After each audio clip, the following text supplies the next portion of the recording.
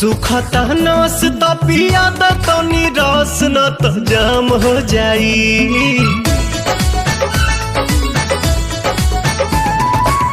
सुखता नस त पिया द तनी रस न त जाम हो जाई, न त जाम हो जाई। ए राजा चलो ना पिपरवा के तरवा ओही जे सारा काम हो जाई। ए राजा चलो ना पिपरवा के तरवा ओही जे सारा काम हो जाई। जानी बात टरकाव यही लागे ढरकाव रानिया जुरी में उठावा के पानी। बड़ा तेज बट धूप सबरा जाई रूप देखो काहे में फंस जवानी। राजा चलो ना पिपरवा के तरवा ओही जे सारा काम हो जाई। ए राजा चलो ना पिपरवा के तरवा ओही जे सारा काम हो जाई।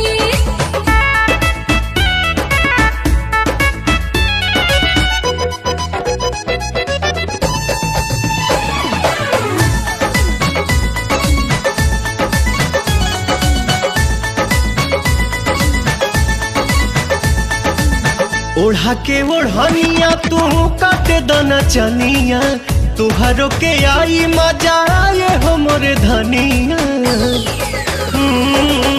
ओढ़ा के ओढ़निया तू काटे दना चनिया, तुहरो के आई मजा आए हो मोरे धनिया। नशा में नतीजा कुल बिगाड़ देबो हो, सारा इज्जत के बेइज्जत में लसार देबो हो। कहीं इतना डेरालू तू त झूठे अगर आलू रानी कहतानी बात हम सही। इह खेल बनी हमनी अकेले देखे गहुआ के लोग का कही। राजा चलो ना पिपरवा के तरवा ओही जे सारा काम हो जाई। ए राजा चलो ना पिपरवा के तरवा ओही जे सारा काम काम काम हो जाई।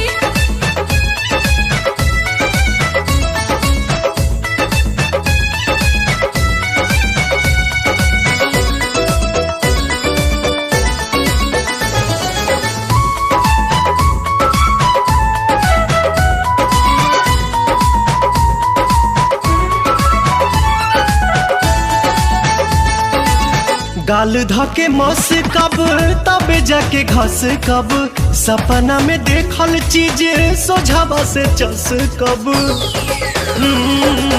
गाल धके मस कब तबे जाके घस कब, सपना में देखल चीज सोझावा से चस मोरे कब। सोना मोरे हीरा तू तो बड़ा पगलाइल लागे मना मना बात कुली खोला मत फाइल। बाटे खड़ा दोपहर मन मारता लहर रानी मनवा के कैसे मनाही। छोड़ जाए दाए जाने चल कइला ने मन अब कइलो न जाता नहीं। राजा चलो ना पिपरवा के तरवा ओही जे